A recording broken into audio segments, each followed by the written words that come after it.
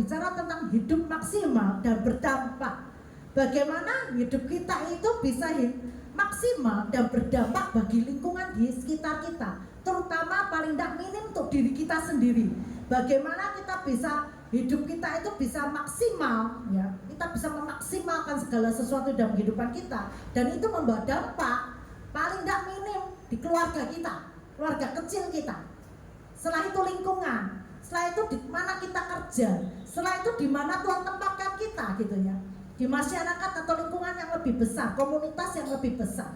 Tetapi sebelum dari semuanya itu, biarlah hidup kita maksimal di dalam diri kita sendiri. Bagaimana kita memaksimalkan diri kita dan berdampak minimal menjadi berkat untuk diri kita sendiri dan lingkungan keluarga kecil kita. Nah, kita akan lihat di dalam Hakim-Hakim 3:31. Kalau saya lihat di beberapa hamba Tuhan itu berbicara tentang Samgar ini, cuma dia orang yang sangat sederhana, tapi hidupnya tuh memiliki dampak yang sangat besar. Dan di Alkitab pun dia bukan ditulis sampai berpanjang-panjang gitu ya, sampai berkitab-kitab, jangankan satu pasal aja, enggak. Bahkan cuma ada betul berkata cuma dua kali ditulis di Hakim-Hakim, cuma 2 kali. Ternyata setelah saya cari lagi, enggak 2 kali, 3 kali ada gitu ya. Dan pertama, ketiga dan kelima gitu ya. Siapa Samgar ini? Jadi kita akan lihat di sini. Kita akan belajar tentang kisah hidup Samgar. Hanya tercatat dalam 1 ayat. Dan ini kalau di sini malah 1 ayat gitu ya. Kemarin saya pelajari, saya penasaran gitu. Samgar ini siapa saya gitu ya. Kalau dilihat di bawahnya saya lihat Deborah dan Barak. Wah, Deborah tuh walaupun perempuan terkenal banget dia. Perempuan hakim gitu ya. Dan dia panglima perang yang gagah berani. Orang mau maju perang tanya dulu sama dia. Perempuan tapi dia punya dampak, punya pengaruh yang besar. Itu Deborah. Saya lihat di bawahnya Samgar ayat 31 itu bawahnya pasal 4 itu berbicara tentang Deborah dan Barak. Itu pengalaman yang dahsyat, peperangan yang dahsyat di situ. Tapi di atasnya, di akhir dari pasal yang ketiga ini, Hakim-Hakim pasal 3, ini di ayat yang 31 itu disebutkan tentang Samgar ya. Samgar di sini katakan cuma 1, tapi saya menemukan 3 ya. Namun kita bisa menggali keteladanan yang luar biasa. Dari sana kita bisa belajar tentang hidup yang maksimal dan berdampak luas bagi orang lain. Keteladanan Samgar dalam hidup maksimal adalah yang pertama, maksimal mesti terbatas ya. Kita akan lihat dulu siapa Samgar. Kalau kita lihat di Hakim-Hakim ya, Hakim-Hakim pertama ayat yang ke-33, Samgar itu siapa? Bahkan di sini dikatakan cuma kalau ayat 31 itu ya, sesudah dia bangkitlah Samgar bin Anak. Jadi Samgar itu anaknya Anak.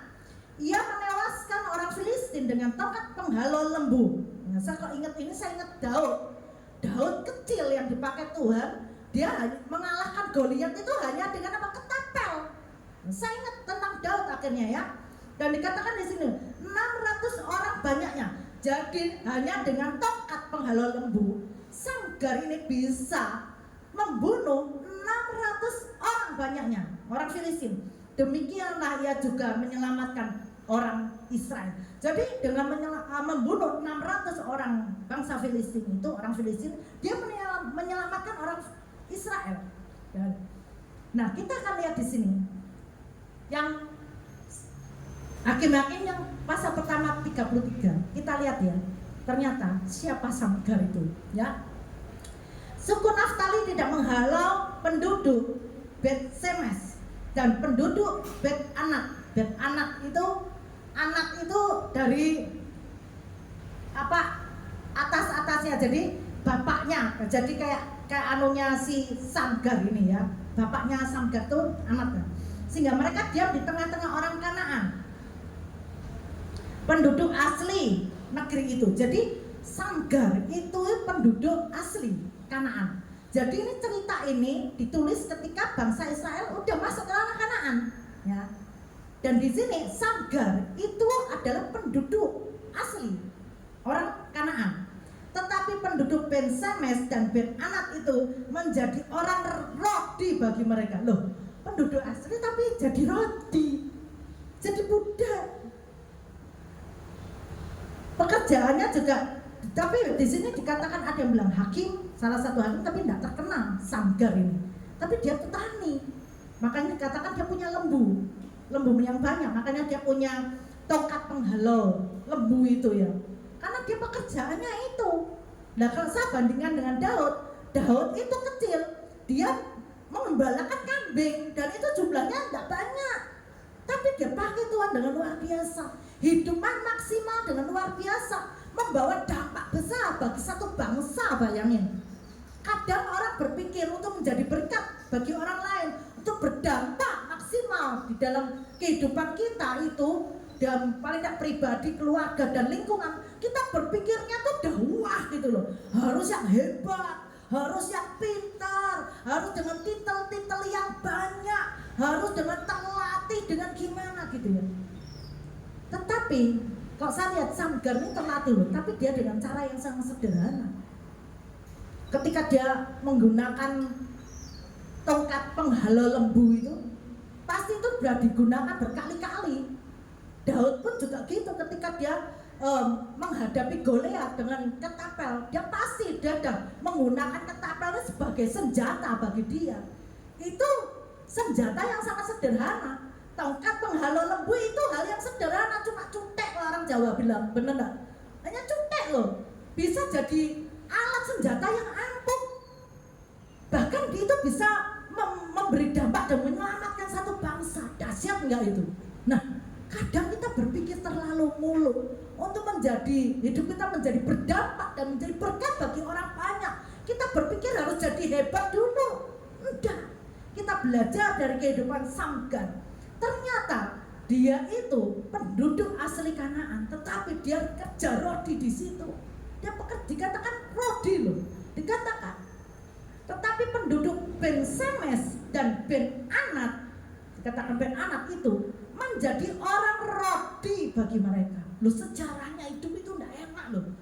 Orang yang punya latar belakang nggak bagus, yang sangat apa ya, yang sesuatu yang penduduk asli tapi jadi rodi gitu loh.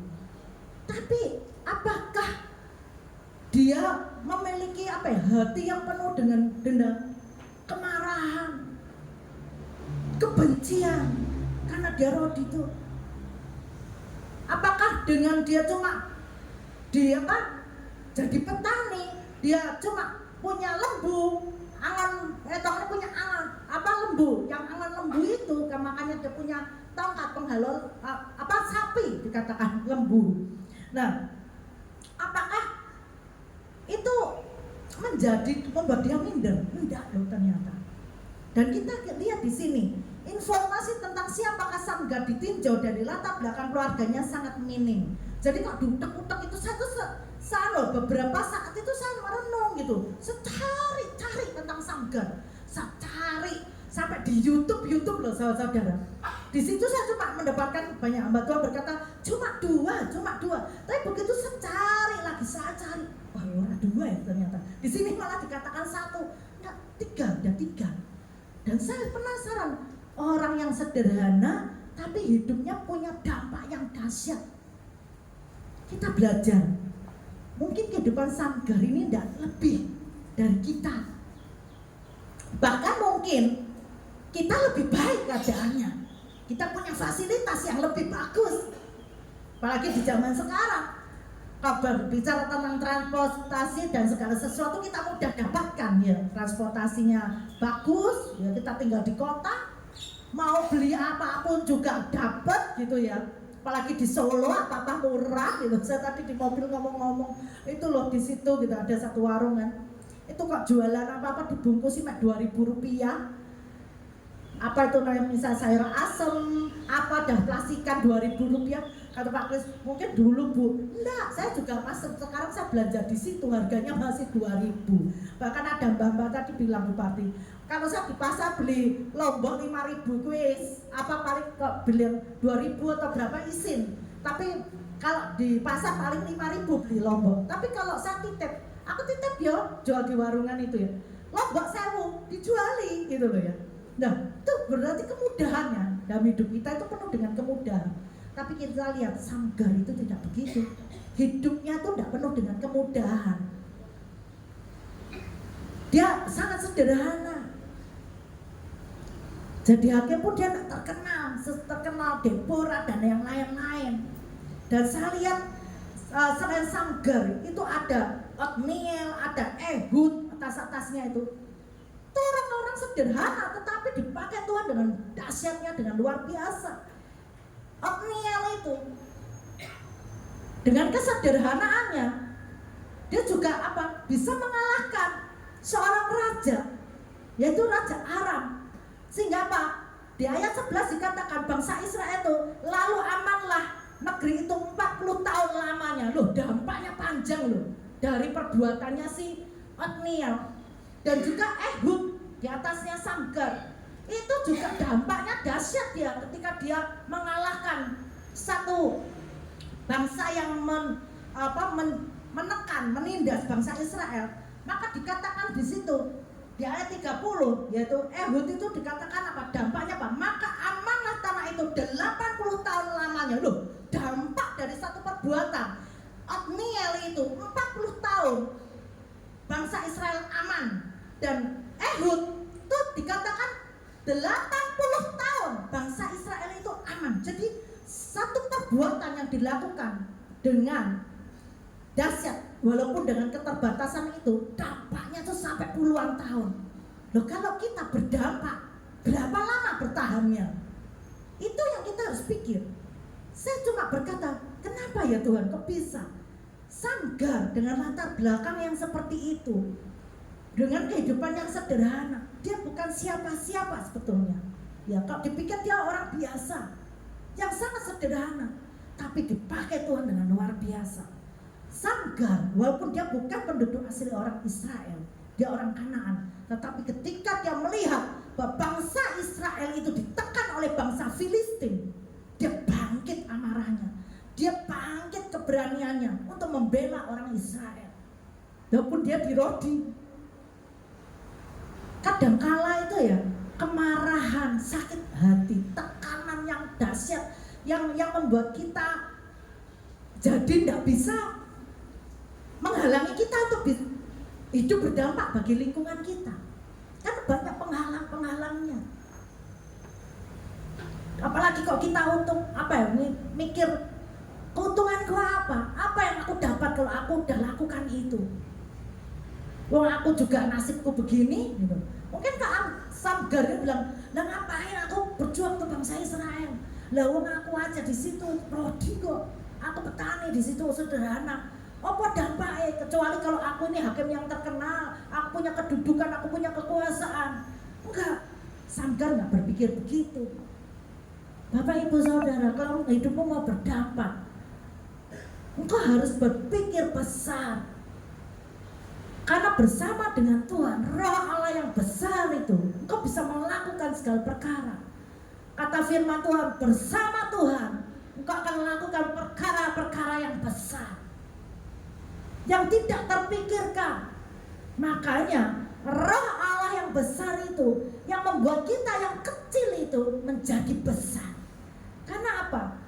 Karena Tuhan yang besar itu bersama dengan kita. Immanuel itu bersama kita. Kita kecil tapi kok kita bersama dengan Tuhan, dan Roh Allah itu mengurapi hidup kita, maka kita bisa melakukan perkara-perkara yang besar, yang tidak mungkin menjadi mungkin, yang mustahil menjadi tidak mustahil. Kita lihat Samgar ini dikatakan minim banget tentang sejarah keluarganya, tetapi hidupnya bisa maksimal. Alkitab banyak menyebut bahwa nama bapaknya adalah Anak. Selebihnya kita tidak memahami anggota keluarganya yang lain. Memang benar, tak utak-utak itu tidak ada. Silsilah keluarga yang gimana itu tidak ada. Ya cuma dikatakan bahwa dia adalah Samgar bin Anak. Samgar anaknya Anak, udah. Wes, mentok di situ tak. Tidak ada lagi sejarah yang hebat dari latar belakang hidupnya dia. Siapapun latar belakang Bapak Ibu Saudara. Mungkin Bapak Ibu Saudara, oh aku dulu itu aku yang keluarga aku tuh gak punya. Sekarang pun aku masih berjuang. Aku ini siapa? Apalagi ada orang-orang yang ketika dia berbicara tentang kehidupan masa lalunya kadang malu mau ngomongnya.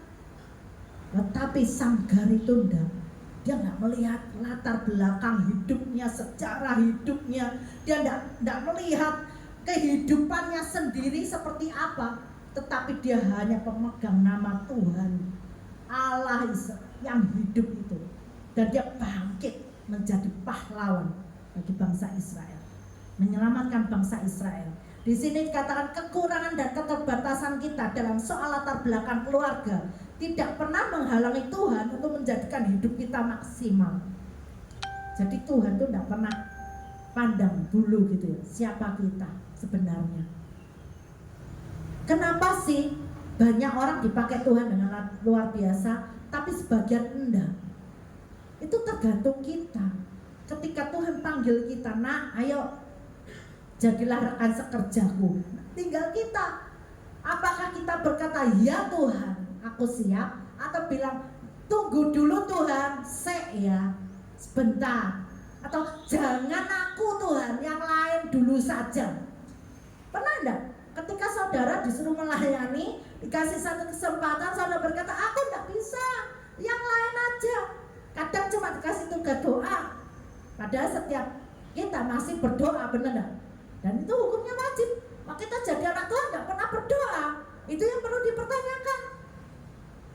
Kalau kita jadi anak Tuhan enggak baca firman, itu pun dipertanyakan. Bukankah melalui membaca firman dan kita bersaat teduh, kita berdoa, itu Tuhan berbicara kepada kita? Nah kalau kita enggak dua-duanya, kapan Tuhan berbicara kepada kita? Terus hidup kita mau berdampak kayak apa? Karena enggak ada hubungan keintiman kita dengan Tuhan. Kita enggak ngerti maksud Tuhan untuk hidup kita. Hidup kita hanya berjalan begitu saja. Walaupun penuh dengan keterbatasan, dengan kekurangan yang kita punya, marilah kita bangkit seperti Sanggar. Pola pikir kita, cara pandang kita ini harus diubahkan menjadi pola pikirnya Kristus, cara pandangnya Kristus. Kalau kita pandang dengan kekuatan sendiri, itu tidak akan jalan. Banyak orang kemarin juga saya ditanya, gimana tanah mojos? Saya berkata, Bu, kalau saya cuma berkata gini, itu yang memperjuangkan Tuhan, karena itu punyanya Tuhan. Kalau saya yang berjuang, mungkin sudah berhenti kemarin-kemarin ketika banyaknya tekanan. Nah mungkin kami nggak pernah cerita sama jemaat. Tekanan itu luar biasa dahsyatnya. Itu kadang membuat kami tidak bisa tidur secara manusia. Dan ngerti kadang saya tuh cuma bangun dari tempat tidur malam hari di jam 2, jam 3 tuh. Saya tuh cuma bangun, turun, cuma tidak sampai keluar kamar, jalan, balik lagi ke kasur. Saya cuma berkata, Tuhan piye ini, piye Tuhan, ini piye Tuhan. Karena mau ngomong takut salah, nanti mau cerita itu nanti malah menjatuhkan mental orang, mau ini nanti malah ditekan lagi lebih dahsyat. Mau membela diri tidak bisa, bilang. Mau ngomongnya benar juga tidak bisa, ngomong apa? Dah ngomongnya cuma sama Tuhan. Kau bilang piye Tuhan piye. Kalau hari ini udah mulai longgar, sudah aku melihat oh Tuhan tuh udah bergeraknya begitu. Sudah ini walaupun ditekan itu kami masih melayani kemana-mana gitu ya, sampai ke Bogor mendampingi anak-anak hampir seminggu di sana. Itu kekuatan tuh dari mana? Dari Tuhan. Siapa saya sama Pak Pres? Kami ini bukan pembicara yang terkenal di YouTube. Kami ini hanya seorang hamba Tuhan sederhana, tapi dipercaya Tuhan banyak hal. Kalau saya melihat siapa saya, secara pendidikan dan segala sesuatu, kok dilihat orang yang namanya embel-embel itu apa gelarnya banyak, siapa saya? Tetapi Tuhan mempercayakan banyak hal buat saya. Kok saya mengingat ini saudara, saya menangis. Saya berkata, siapa saya Tuhan? Saya cuma ingat kalau Mojo itu saya cuma gini, kok iso ya dulu kok saya tuh sama Pak Kris tuh deketnya sama Pak Awis almarhum itu piye caranya ya, kok iso cedak gitu. Sampai kami nggak pernah berpikir prosesnya itu sampai sekarang.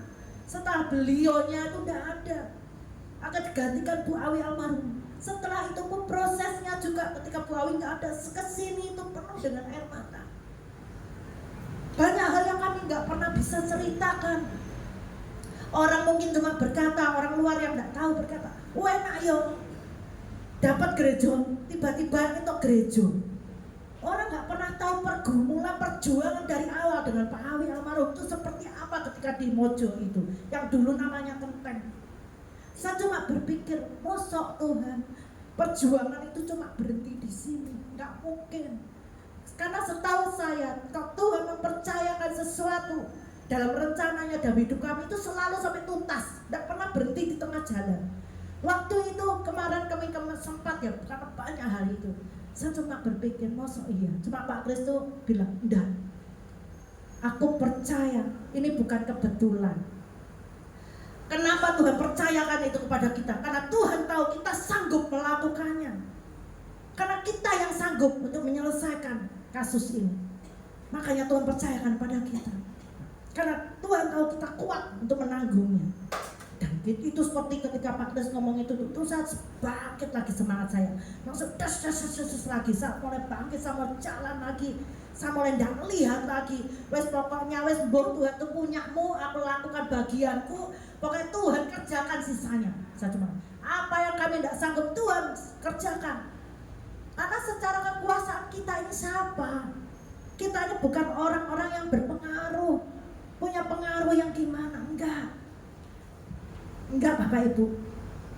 Seperti Samgar itu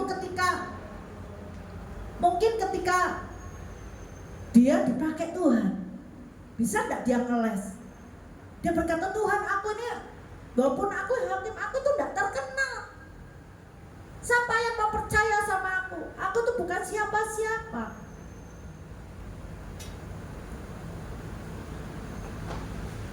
Mungkin Samgar bilang, aku cuma petani. Aku loh cuma angon sapi ya, angon kerbau. Aku bukan siapa-siapa. Tapi kisah Samgar, walaupun cuma ditulis di 3 ayat itu di Hakim-Hakim, tapi memiliki dampak yang dahsyat dan luar biasa. Bapak Ibu Saudara, pagi ini mulai bangkit.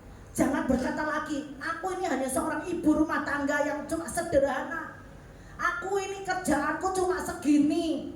Oh, aku tuh latar belakangku begini. Setiap kita punya latar belakang masing-masing, saudara. Kalau saya mau buka latar belakang hidup saya, ibu-ibu gak akan pernah menyangka kok saya yang berdiri pagi ini akan dipakai Tuhan dan berjalan sampai sejauh di titik ini. Saya gak pernah akan berpikir ke arah itu. Saya akan takut memikirkannya. Karena saya itu dulu orang yang sangat minder, orang yang sangat tidak percaya diri. Tetapi Tuhan sampai hari ini selalu berikan kekuatan untuk mengerjakan banyak hal yang Dia percayakan.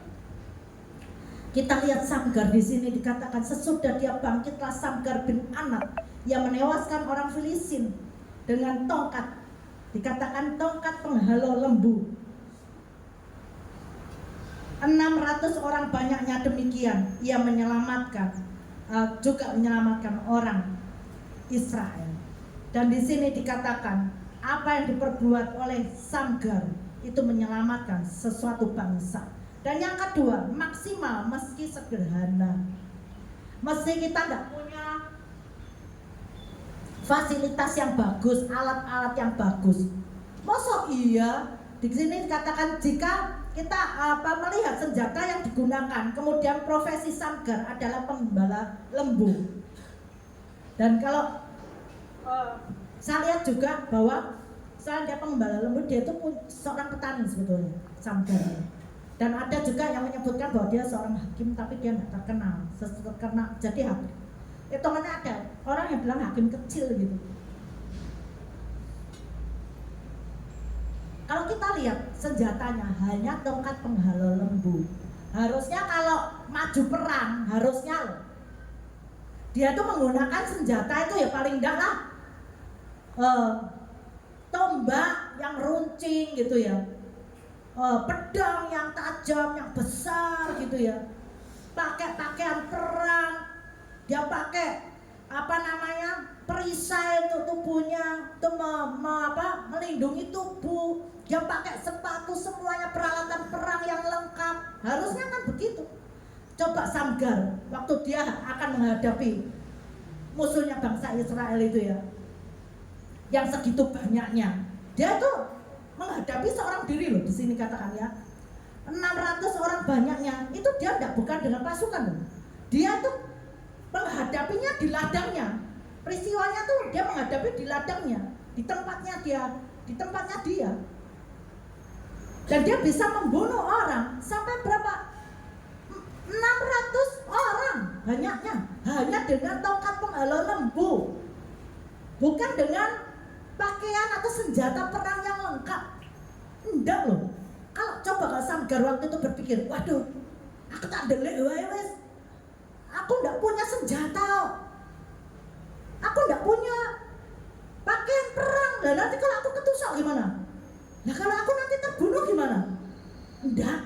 Dia enggak penuh pertimbangan kayak gitu. Wah nanti kalau seandainya ada pasukan yang bawa lembing, aku dilempar sama lembing, aku mati gimana? Enggak. Dengan gagah berani, hanya dengan tongkat penghalau lembu itu dia menghadapi. Dan yang terjadi apa? 600 orang itu dibunuh hanya dengan apa? Tongkat penghalau lembu.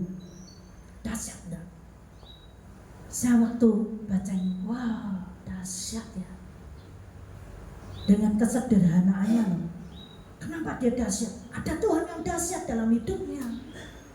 Kalau dalam hidup saudara, mungkin saudara berkata, aku nih sopo, aku cuma pedagang kecil, pekerjaanku juga gak besar, gajiku gak besar, kehidupanku sederhana. Apa yang bisa aku buat dalam hidupku? Saudara, bangkit pagi ini, katakan, Tuhan, memang yang di tanganku dalam hidupku itu kecil, tapi itu akan digunakan Tuhan untuk perkara yang besar di dalam hidupku. Bukan cuma memberkati hidupku, tetapi memberi dampak bagi keluargaku, bagi lingkunganku, bagi orang-orang yang ada di sekitarku. Ingat nggak? 5 roti dan 2 ekor ikan itu bisa memberi makan 5.000 orang, bahkan lebih dikatakan. Itu hanya laki-laki, belum perempuan dan anak-anak loh. 5.000 itu dahsyat enggak? Tepung segenggam itu enggak dipakai, enggak habis-habis dalam satu keluarga seorang janda yang sangat sederhana. Tidakkah kau melihat bahwa Allahmu itu dahsyat? Bukankah dia Allah yang besar, yang menjadikan sesuatu yang kecil itu menjadi besar, yang sedikit itu menjadi banyak dalam hidupmu? Kalau kau punya sedikit, kau berkata, Tuhan aku punya sedikit, aku cuma punya ini. Tapi kalau keserahkan itu semuanya di tangan Tuhan, itu menjadi sesuatu yang dahsyat dan luar biasa. Saya tahu tongkat penghalau lembu itu bukan tongkat yang kayak wasiat yang ada apanya gitu, kuasa apa, enggak. Itu tongkat sederhana. Dan ketepel yang dimiliki Daud itu juga ketepel sederhana. Yang senjatanya itu bukan apa ya? Bukan yang gimana gitu ya. Itu hanya batu. Batu yang diasah dan dilincip itu. Sesuatu yang sederhana. Apa yang sederhana dalam hidup kita bisa dipakai Tuhan untuk memberi dampak yang dahsyat bagi lingkungan di tempat kita, dan memberi dampak yang dahsyat untuk hidup kita sendiri minimal. Kalau hidupmu memberi dampak untuk dirimu sendiri minimal dan keluargamu, saya percaya tempat ini loh tidak akan cukup, karena kau akan menyaksikan banyak pekerjaan Allah yang ajaib dalam hidupmu, yang Tuhan lakukan dalam hidupmu. Engkau tidak akan pernah tahan lagi. Engkau tidak akan pernah tahan lagi untuk menceritakan perbuatan Tuhan yang dahsyat dalam hidupmu kepada banyak orang di Di luar sana loh banyak orang yang hilang pengharapannya. Banyak orang yang putus asa. Banyak orang yang hidup dalam kegelapan. Mereka gak tahu arah tujuan hidupnya.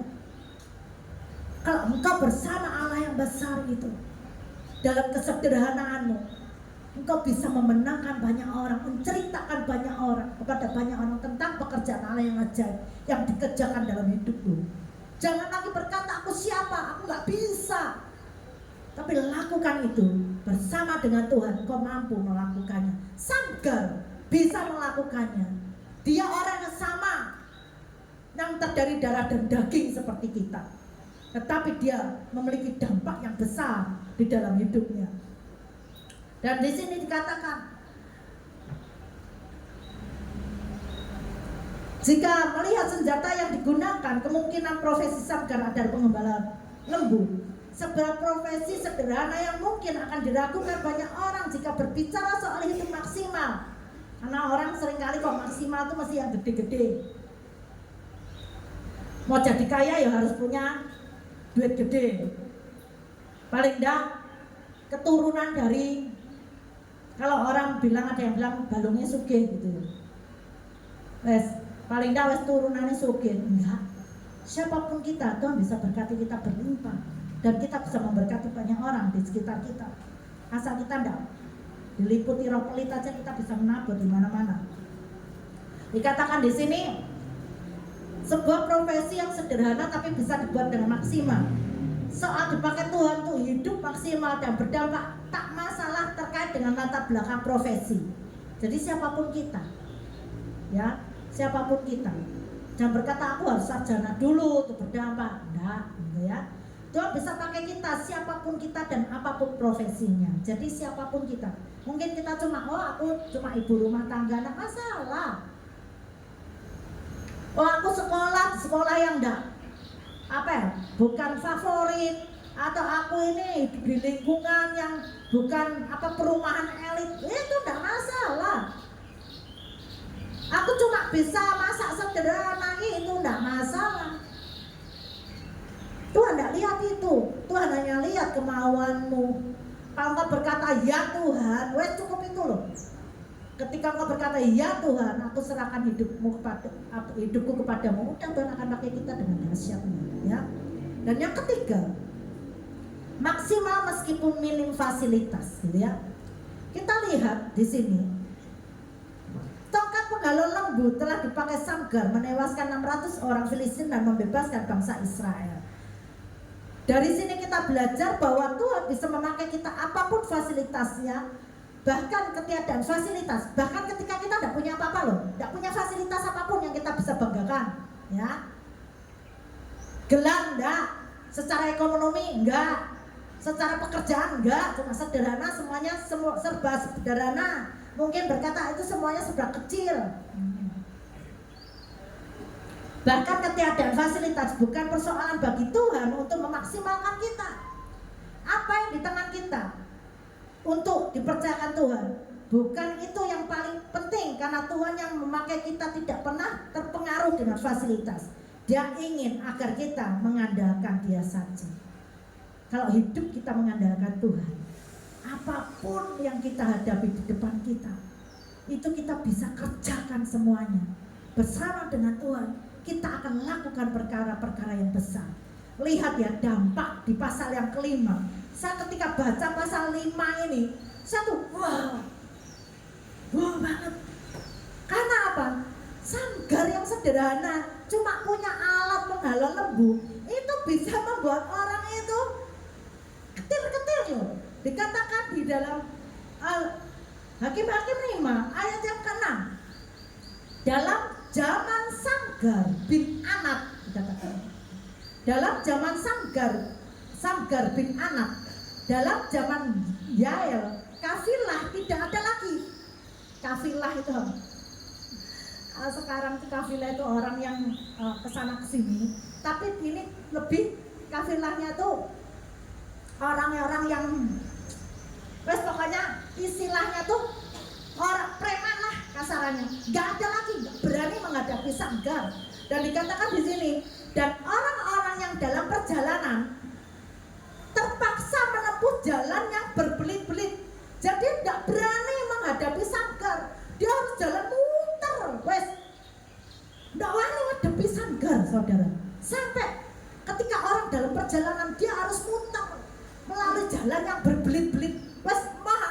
samgar wes. Sampai segitunya loh. Sangar enggak? Sangar banget. Saya bilang orang sederhana, senjatanya cuma tongkat penghalau lembu. Bahkan dikatakan dia juga orang yang tidak terkenal. Kalau dia hakim juga hakim kecil, tidak sekenal yang lain-lain. Dikatakan dia hanya angon. Bahkan ada yang bilang dia cuma petani gitu.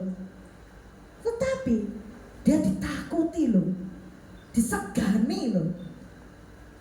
Nah kita ini loh, kayak kalau kita gak samgar, walaupun orang sederhana, nggak terkenal, fasilitasnya juga nggak besar, nggak banyak, nggak hebat, nggak canggih, tapi bisa memberi dampak dahsyat.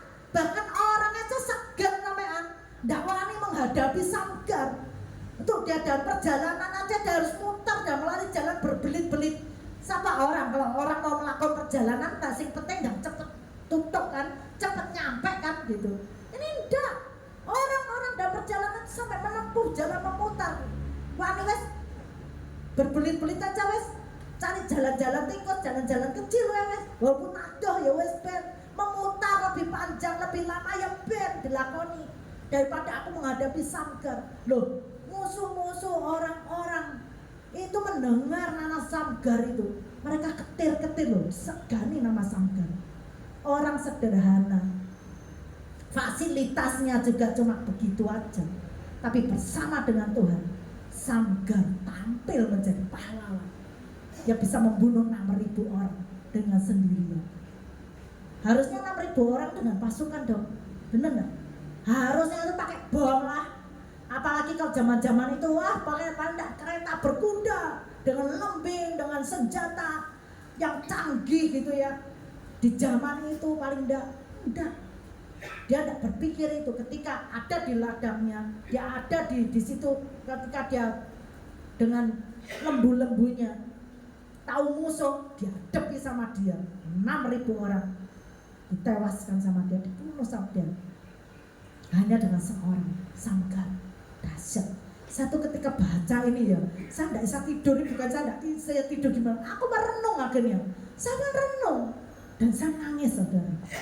Saya berkata iya Tuhan, kadang tuh orang jadi berkat aja harus yo nanti kalau aku diberkati, yo nanti kalau rumahku ini, yo nanti apa, ayo kita mulai lagi bergerak lagi,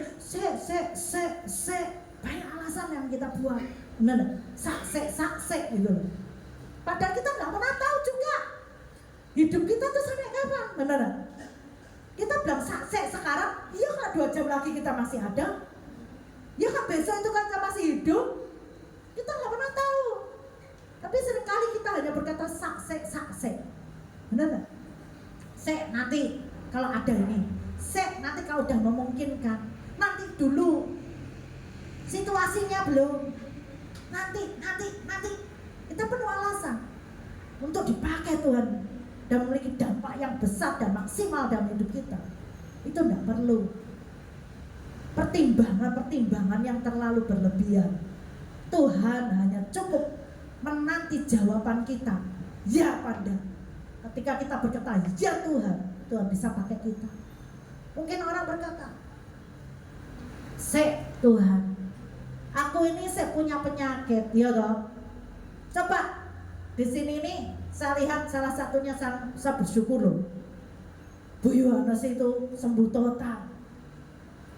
Waktu Bu Yohanes harus operasi, dinyatakan bahwa waktu itu ada tumor kanker ya Bu. Maaf bicara di payudaranya.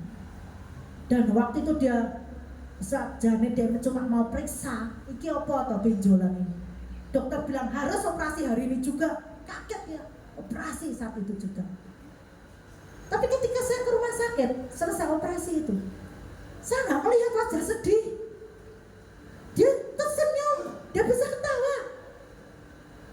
Dan dahsyatnya, ketika melalui proses kemo, saya tahu sendiri rambutnya rontok sampai habis. Tapi saya lihat iman yang besar. Dia bisa kalahkan itu penyakit dalam tubuhnya. Walaupun gundul waktu itu. Dia waktu itu pakai apa namanya, rambut pasangan, rambut palsu. Lama-lama ketika dia mulai tumbuh cepat bilang panas Bu, ongkep. Jadi kok komsel di rumah Bu Yohanes waktu zaman-zaman itu rambutnya rontok gundul gitu ya. Dilepas sama dia. Tapi saya melihat Bu Yohanes itu ya, dia nggak pernah loh, dia tugas singer. Walaupun waktu dia sakit itu, waktu dia masih proses dalam pemulihan, waktu di kemo itu, dia nggak pernah loh tolak ketika harus singer melayani. Dia tetap singer loh. Kesaksian lagi. Itu kekuatan itu kalau tidak dari Tuhan tidak mungkin. Dan saya melihat Bu Yohanes menjadi tiang doa bagi anak cucunya. Sederhana loh. Kalau dilihat, kalau sering-sering ngomong, siapa aku? Pendidikan juga enggak. Apa-apa ya cuma segini, sederhana saja. Tapi bisa memberi dampak. Saya lihat di sini banyak ibu-ibu yang hebat. Saya lihat banyak orang-orang tua yang hebat di sini. Apalagi saya melihat Pak Meda, Bu Meda. Dahsyat banget, kedua anaknya. Walaupun cuma punya 2 anak, jadi semuanya. Dari apa? Latar belakang yang sangat sederhana. Tapi suatu saat Pak Meda bisa kesaksian tentang hidup yang lalu. Pernah jualan balon juga, es tok-tok juga. Kalau Bapak Ibu makan sotonya sekarang makin larisnya luar biasa. Tidak dapat tempat. Orang tidak kenal siapa Pak Meda di sana. Taunya Pak BJ. Soto iwak sapi itu yang ada di sana itu di mana jajar itu sotonya Pak Meda. Identiknya dengan Pak Meda. Tapi kalau Bapak Ibu tahu latar belakangnya, kalau sampai sejauh ini anak-anaknya pakai Tuhan yang luar biasa, itu dahsyat. Saya bilang dahsyat banget. Saya lihat, makanya aku begini, harusnya setiap minggu itu kita bergiliran kesaksian Bapak Ibu Saudara. Karena saya lihat ada kehidupan Bapak Ibu yang dahsyat di tempat ini. Kita ini sederhana. Benar enggak? Benar enggak? Sederhana loh kita. Apakah ada AC enggak? Tempat duduk saudara seperti yang di besar-besar itu yang enggak. Fasilitas yang kita punya, apakah sound system kita jutaan, puluhan juta, ratusan juta, sampai enggak, kita enggak punya itu. Kita punya pelayan-pelayan sederhana yang punya hati hamba. Kita punya orang-orang sederhana yang punya hati hamba. Harusnya di tempat ini ada kesaksian setiap minggu. Bagaimana Tuhan berbuat terlalu dahsyat dalam hidupmu. Dan saya merindukan itu. Dan setiap minggu banyak jiwa yang saudara bisa dapatkan. Kenapa? Mereka melihat kehidupanmu. Mereka melihat kesaksian hidupmu. Mereka melihat Tuhan yang besar di dalam hidupmu. Amin saudara. Saya sama Pak Kris ini bukan siapa-siapa. Saya ini hanya apa? Orang yang beruntung sama Pak Kris itu. Kenapa? Tuhan percayakan banyak hal sampai detik ini. Kalau dipikir banyak di luar sana itu gereja yang lebih besar, dengan fasilitas yang lebih besar, dengan hamba-hamba Tuhan yang lebih terkenal, hamba-hamba Tuhan yang punya titel di belakangnya yang besar-besar itu, Mister, Prof gitu banyak. Kami ini siapa? Bukan siapa-siapa, tapi kami hanya punya Allah yang besar. Hidup kami itu hanya punya Allah yang besar, tidak punya apa-apa. Hidup yang kami hidupi, bahkan apa yang kami nikmati itu semuanya punya Tuhan, bukan punya saya sama Pak Kris. Fasilitas yang Tuhan kasih buat kami itu pun juga semuanya punya Tuhan, bukan punya saya sama Pak Kris.